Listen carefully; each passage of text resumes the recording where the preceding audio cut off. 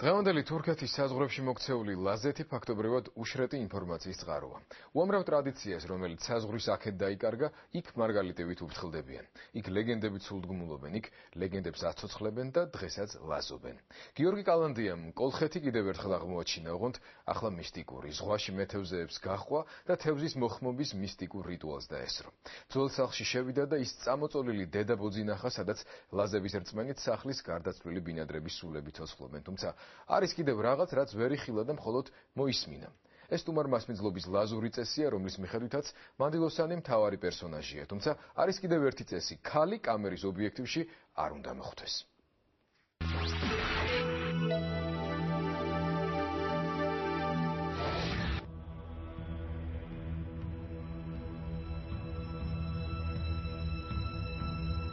ძველი წელთაღრიცხვის მეორე 1000 წლეული. ფაზისიდან გაქცეულ ბერძნებს კოლხეთის მეფის არმია მისდევს. აიეტი არგონავტებისაგან ოქროს საწმისის დაბრუნებას ცდილობს. გმირები ერთმანეთს ზღვაში შეებნენ.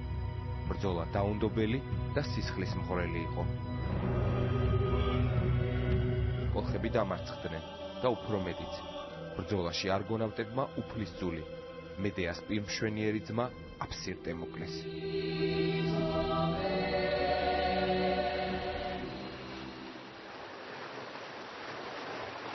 ლაზებს დღემდე სჯერათ, რომ სახელოვანი ბრძოლა ზღვის აი ამ პატარა ყურეში გაიმართა. მითის მიხედვით, აქვე დაუკრძალავთ კოლხთა ლამაზი და მამაცი უფლისწული. დღეს ამ ადგილს ძველი ქართული ტაძარი მაკრიალი ამშვენებს.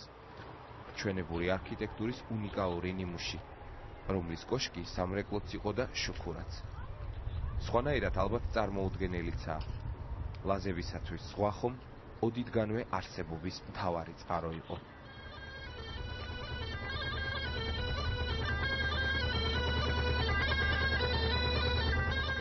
დილის 7 საათზე პატარა ნავით უკვე შუა ზღვისკენ მივიწევთ. ეს ძველი ლაზური რიტუალია. თევზაობის დაწყებამდე მამაცი ახალგაზრდები სტიქიასთან სამუსაიფოდ გადიან.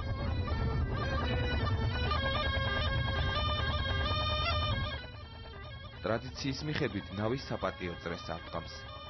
მიუხედავად იმისა, რომ ზღვა ღელავს და პარხლის მთებიდან სუსხიანი ქარი უბერავს, ბიჭები მაინც მღერიან და ზღვის სადიდებლად გემბანზე ფერხულს ცეკვავენ.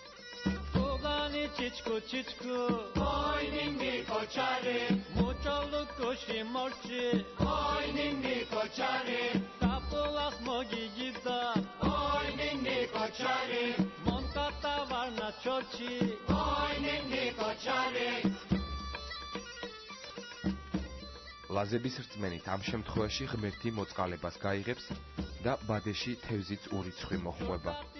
ხოლო თუ ცაში ბევრი თოლია გამოჩნდა, ეს ნამდვილად კარგის ნიშანია.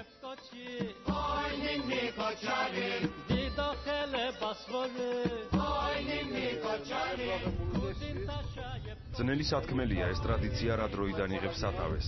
ერთი დანამდვილებით ვიცი, რომ ამ რიტუალს ასრულებდნენ ჩემი პაპები, ვასრულებ მე და ასე მოიქცევიან ჩემი შვილებიც, რადგან ეს ის ნამდვილი და ნაცადი ხერხია, რომელმაც საუკუნეების გამოცდას გაუძლო.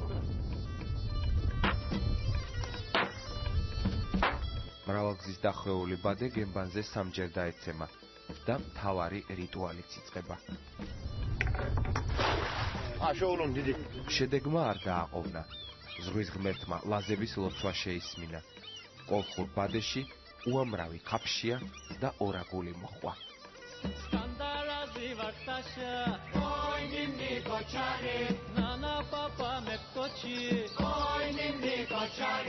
ზღვისა და აბუწყარის შესართავთან ლამაზი ხეობა იწყება.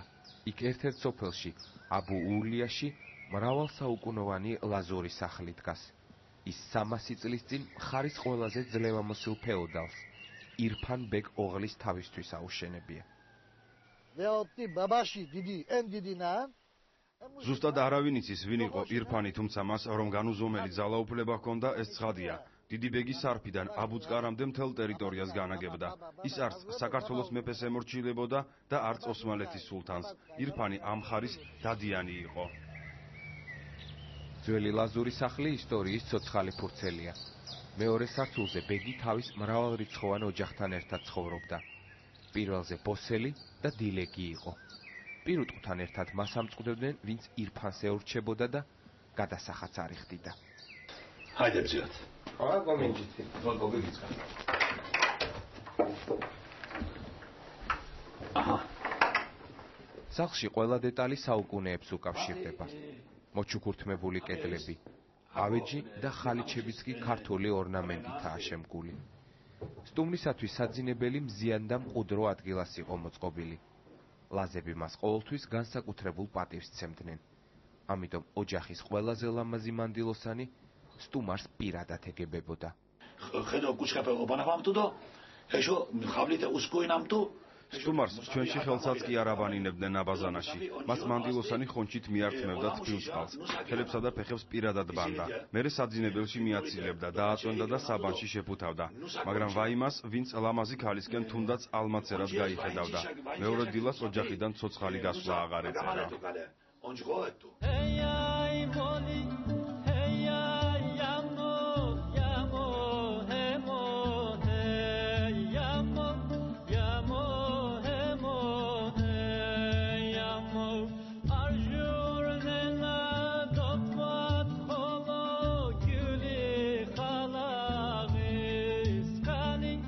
სახლის ყველაზე მისტიკური ადგილი კერია, სადაც მთელი ოჯახი იკრებებოდა.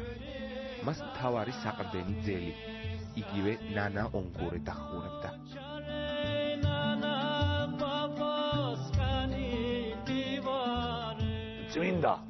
წმინდა ონგურებთან, ენი წმინდა პირველი წმინდა დი ამ ნანა ონგურე.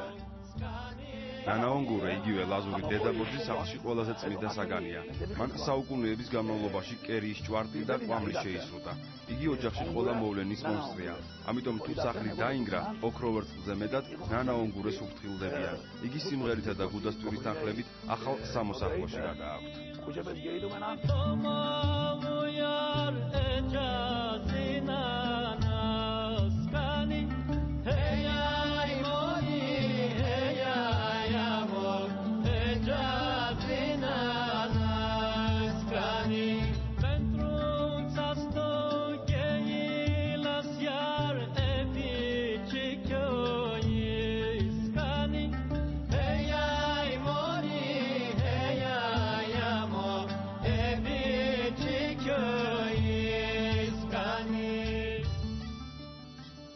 აქაურებს დღემდე სჯერათ, რომ ლაზი დადიანის სული ცოცხალია. ამიტომ იგი უპატრონოდ დარჩენილ სახლსაც მფარველობსო და ბუბუქარ ზღვაში გასულ ლაზ მეთევზეებსაც.